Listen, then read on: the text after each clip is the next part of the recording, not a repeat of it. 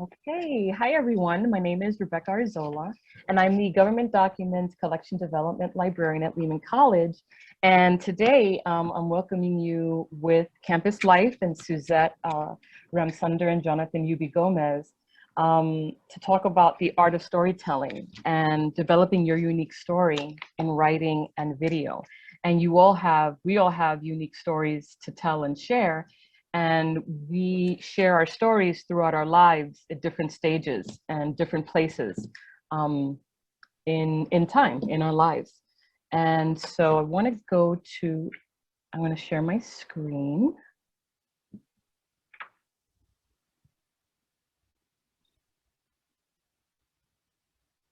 Okay. And I'm going to do that. All right, so this is the first one. Let's go to the second one. Okay. So, one of the objectives is for you to develop your story, your personal story. You have a unique story and you share with people, like I said before, throughout your life.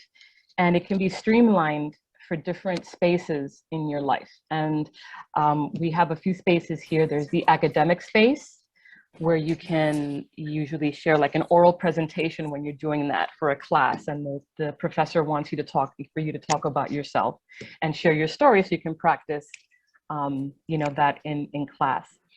There's also for a graduate school essay, you may have to share your story about your life in writing when you're writing that story, that essay. There's also formal spaces, and these are just a few. There are many of them. When you interview for a job, you are basically telling a story, different stories, mini stories that the person who's interviewing you wants to learn about. They ask you questions because they want to learn more about you. There's also internships that you'll be applying to when you're in grad school, maybe when you're getting your bachelor's as well, and scholarships that you may be applying to that you'll need to share your story. And then this is a good one that Suzette shared, and that's political campaigns. So any of you who are interested in that in the future or now currently need to kind of build your story and develop that. There's also the creative space that you guys have done with Carol and Sylvia, that a few of you have in the past, and with poetry. And there's also the spoken word. So these are just a few of the spaces that you share your story with. You share your stories also when you're with your friends, when you're with your family. These are just some ways that we want to help you to develop that. Okay. So our goals here in the library and campus life is for you to create a space, well, for us to create a space, and for you to create a space, for you to write, discover who you are, and reflect on yourselves. Maybe you can talk to each other about what you're writing. There is also a link that Campus Life has. It's called Our Stories, and that's the link right there that you can go to. And if there's a story that you've created from this session that you want to share, you can go to that site and it'll give you directions on how to send that story. And then it can be posted up on the website. Okay. Is there anything, Suzette or Jonathan, that you want to add to that? No, thank you, Rebecca. That's wonderful. If there is something we left out here and you want to do it, we are very open to. This is really a creative space, and the overarching goal is to give you a place to reflect and to really develop your story. And so if there's something that's not here that you're thinking of, we're happy to help with that. So, we're hoping that from this session, you'll decide what you want to, develop. And if you need us to help you with anything, you can have help if you want to do, an introduction for a speech highlighting who you are. You need help with that, or maybe you're starting a political campaign, or a short on who you are. Poetry and spoken word. We have our wonderful guests, Carol and Sylvia, who have been helpful with that as well. And an elevator pitch. And we'll talk about that later. There's a slide about the elevator pitch, and that's something that it's a shortened, very shortened story about yourself that it's good for you. It'll be helpful for you to develop when you're interviewing for jobs and other things like that. So we'll do that next. Do that in a bit. I also want to talk about the Human Library. That's a project that the library has done. I started that a few years ago, and it's actually from a meeting I had gone to, a professional development meeting I went to a few years ago, and I thought it was just such a fascinating concept. And it started in Copenhagen in the year 2000, and it was started to break down social barriers and provide a safe space for people to share their stories, a safe platform to talk about experiences that they've had with prejudice or stereotypes. And each person who volunteers becomes a book, a metaphorical book, and they're on loan to a reader. So if you want to read their story, you can take them out, so to speak, and there's a half-an-hour session, and the book shares their story, a bit about their story, and then you can ask questions about their story. So it's very interactive, and it's, unlike a book that you're just reading, and you kind of just read, and you can't really ask the book anything of the person. You can ask their history, their background, what happened in that story, which makes it really personal. So if it helps, you can think of yourself as a book, and we each are books, and we have many chapters in our lives, and you still have chapters going on right now. In between chapters, there's some chapters you want to close, some chapters you don't want to go back to, some chapters you want to develop, and it's, you each have unique experiences, and that's the site for the Human Library New York City link. And if you want to be a book, actually, just to promote that for a future Human Library event, you can go to that site and register, and we'll talk about how that process is for you. And Suzette, is there anything you want to add about that in terms of this and the storytelling aspect? And well, first of all, I would like to give like a massive shout out to Rebecca for bringing this program to Lehman. So before the campus moved online, I was able to see this in person, and it is so fantastic, especially in times where she was able, the last one we did, we had books with folks who suffered from seizures. We had people who were undocumented. We had a student who was diagnosed with HIV/AIDS, who was an orphan, who had just a lot of struggles, and they're so strong and resilient, and when they walk by you, you have no idea the tower of strength and just how much the people around us, the students around us, how much strength, how much beauty lies within them. And I read a quote yesterday, and it said, walk gently into people's lives because you have no idea what they've been through. And I think it's a nice way of building empathy, building community. It's just, the benefits just, we can spend a whole hour and come up with it. But Rebecca, this video says that it's not the original one you had shared with us, but I like this because they said it's a library that comes to life. And I think that's a nice way of looking at it. So I can, just as I said I was going to share it, it disappeared.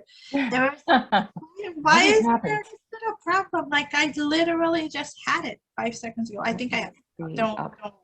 I'm going to share it with you guys because I want you to see, and I'll share the sound, what it looks like.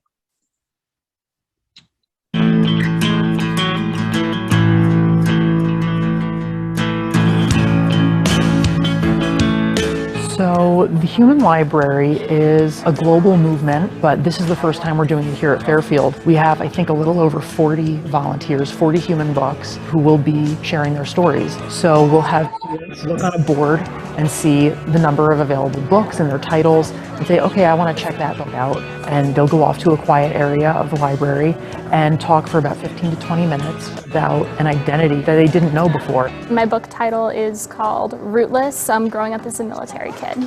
I decided to share my story because living in the military community, you kind of know about the struggles of a military kid and what they go through, but outside of the military circle that isn't expressed or shown at all. My father wasn't a big part of my life just because he couldn't be there. When I grew up, I went to a school that was mostly military kids, and it's very difficult when orders come around. There's kind of this air around all the kids knowing I might have to say goodbye to you, I might have to say goodbye to you. We threw goodbye parties for people in class like every 2 weeks, just saying, you know, we're gonna miss you, we love you.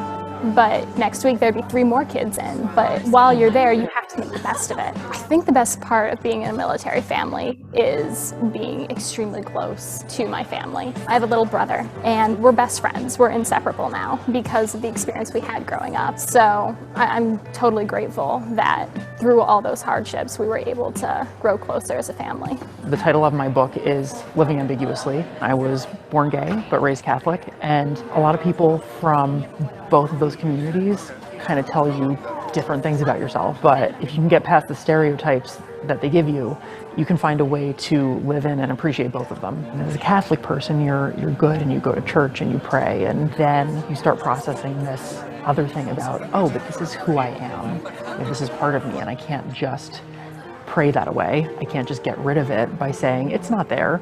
You know, yes, I am part of this religious tradition that has been, you know, huge in shaping the values that I have, but I can also be happy with, you know, who I am as a person. I learned a lot. I listened to a story about a girl who came here from Nepal. I just learned how fortunate we are, and like how when they come here, they're like so inspired and they want to bring it back to their own country and teach them what they learned. The whole experience wasn't what I was expecting it to be. I was expecting it to be more formal, when in reality it was a conversation. People would tell me their experiences that they related to and things that I didn't think could ever be relatable to other people. So it's good that now I know that that community is there as well.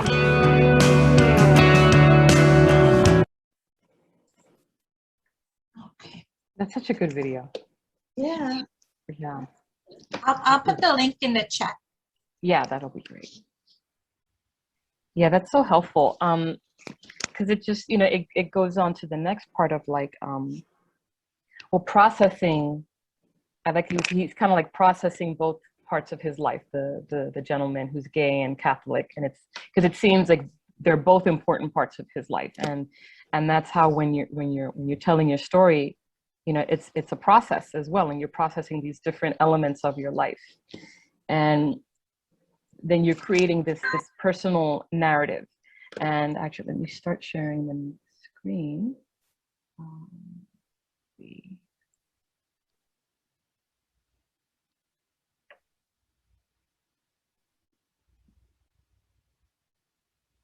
Sorry.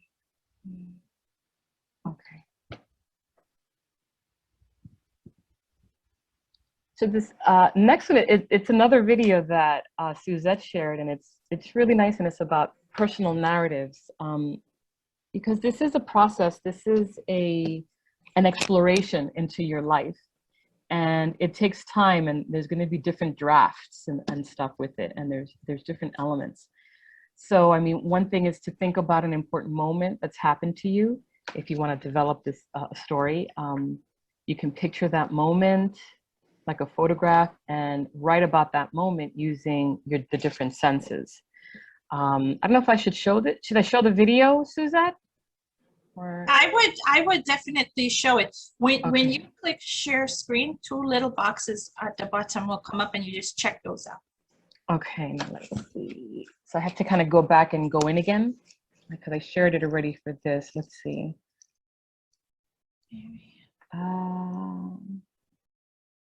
Yeah, I don't know if it's gonna. Can you hear that or no? No, so we see your Google screen. If you just click stop sharing at the very bottom where this share I screen see. button used to be, and then reshare. Okay. And then when you click reshare, just make sure to check off share computer sound at the very bottom. Okay. You see them? The I two little- see share screen. I see one participant can share at a time, multiple participants, advanced sharing options. Maybe that's what it is. Stop video. I'm sorry about my technical. If you put it in the chat, I can share. It's when you hit share screen, it should be two little boxes at the bottom of it that come up. Share audio. It says. Let's see, share screen. I have, share sound and then optimize for video clip. That's what I have. That's the button. Yep, just check off the first one. I never check off the Sure, second one, so I don't know how that looks, but yeah. Okay, so let's see. It has this little commercial. With all this noise. Yeah. Okay, do you hear all that noise now? Personal narratives. Do you hear that? A personal narrative is a story about you, and it is a story with events told in order. It has a beginning, middle, and end. In a personal narrative, you zoom in on a small moment and stretch it out with details. An example of a personal narrative: the day my sister was born. What is in a personal narrative? A small moment. A small moment in a story is an important and interesting piece of writing that the author stretches out across pages. How do I come up with a small moment? 1.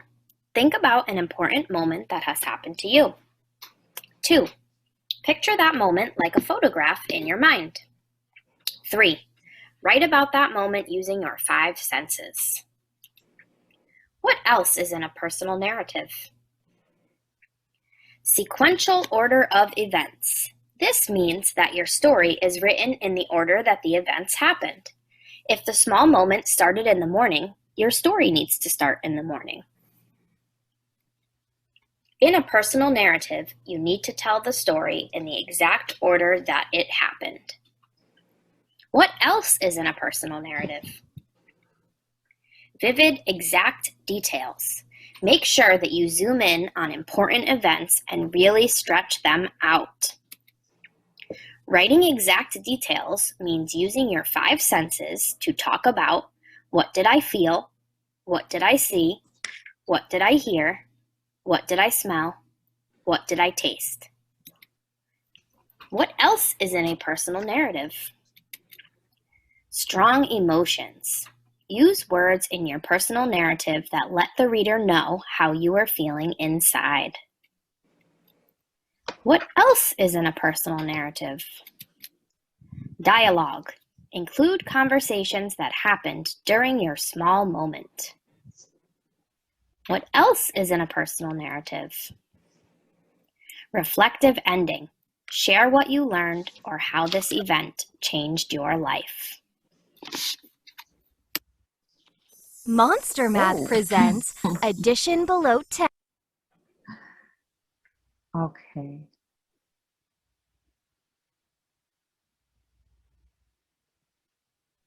Okay, stop to share. I thought that was funny. Okay. So I'm wondering, not to put them on the spot, Carol or Sylvia, if you have anything kind of like to share about personal narratives or anything so far. Like for students, if when they want to reflect on their writings or the process.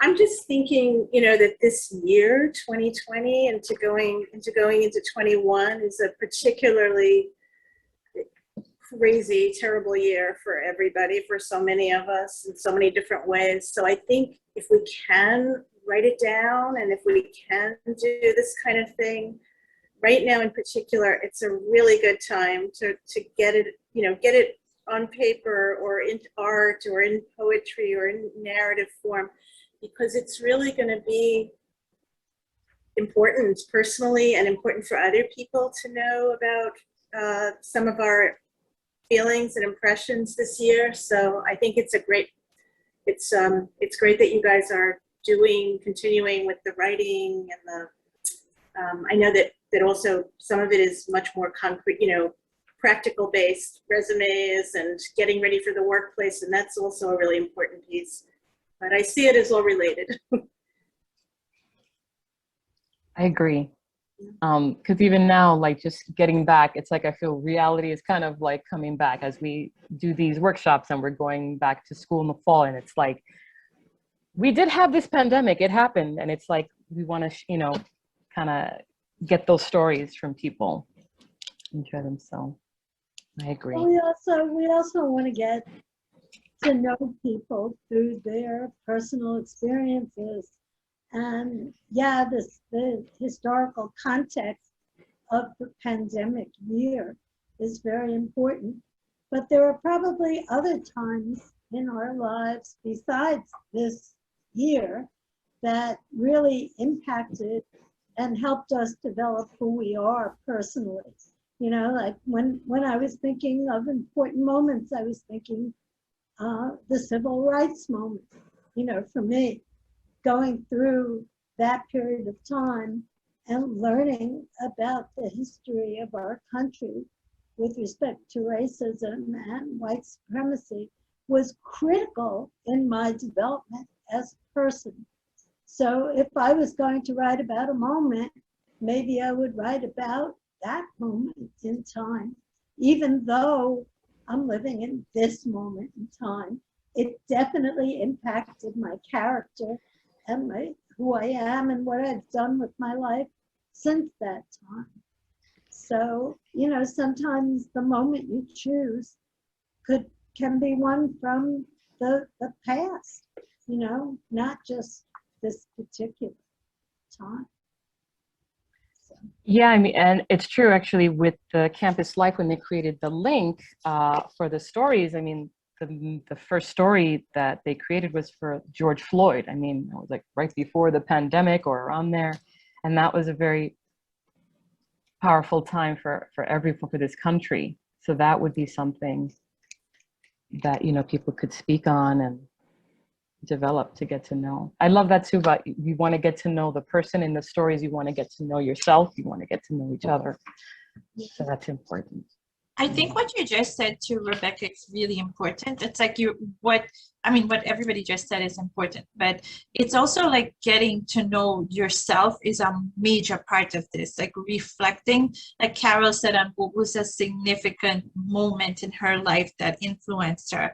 And a lot of times things are happening and we are so conditioned to just produce and to move from one to the next. And what do I have to do? And everything is a to-do list that a lot of times things are happening and we are not processing this. So when you think of how many millions of people died in the last year and the fear and the trauma that most of us felt, so many layers of trauma. If you were Asian American, you were scared to see your grandparents going out in the streets because you were worried that they couldn't be alone. If you're Black, how you felt like your life probably was not worth anything, the way George Floyd was killed. And that was just a kind of, that is ongoing. It keeps happening all the time.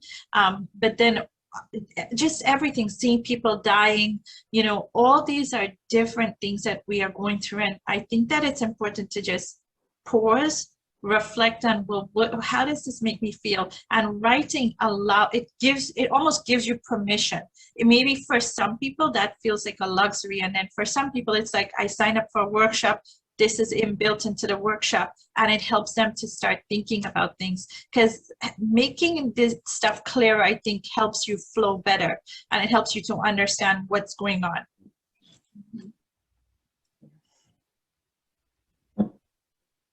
Okay, and as you were talking, I lost my PowerPoint, but I got it again. So let me, hold on 1 second.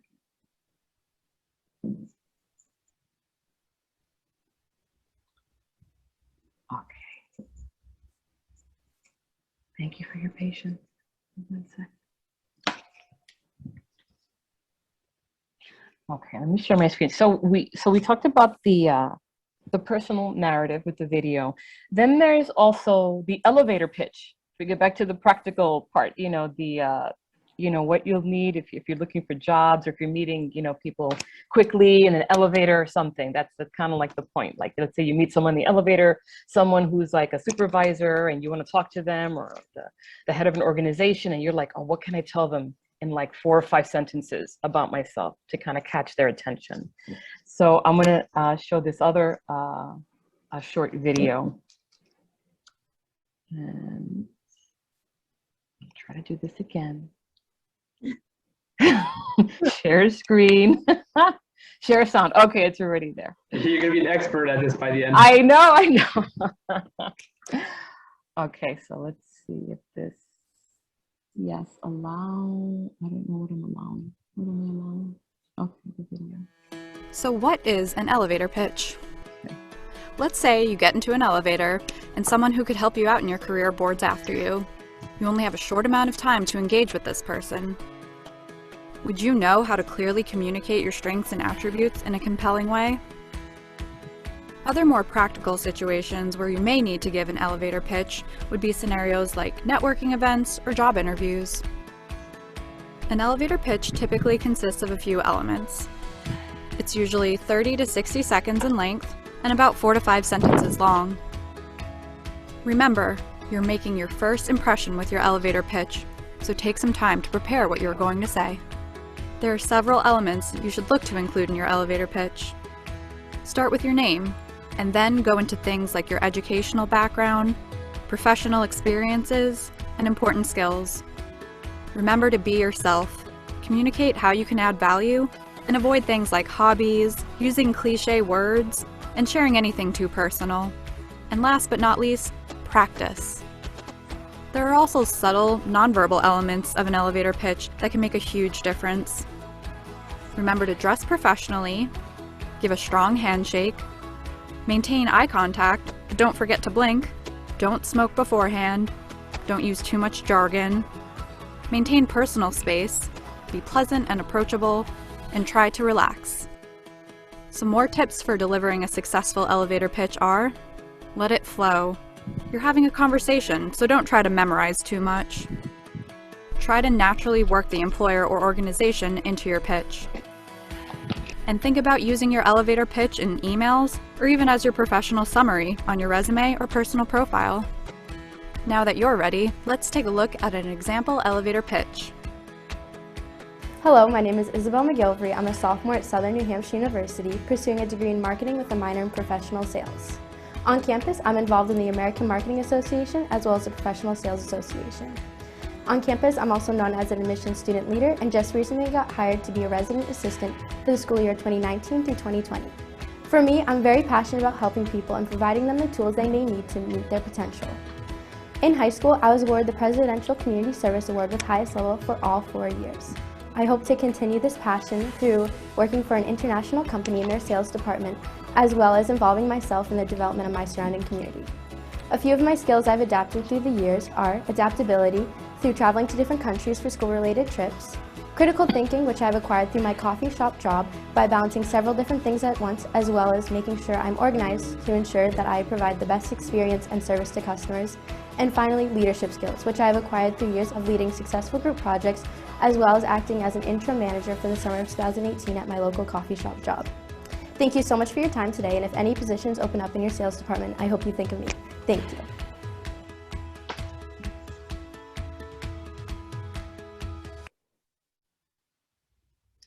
Wow. Well, I liked Isabel's elevator pitch. I need to use it as an example for myself.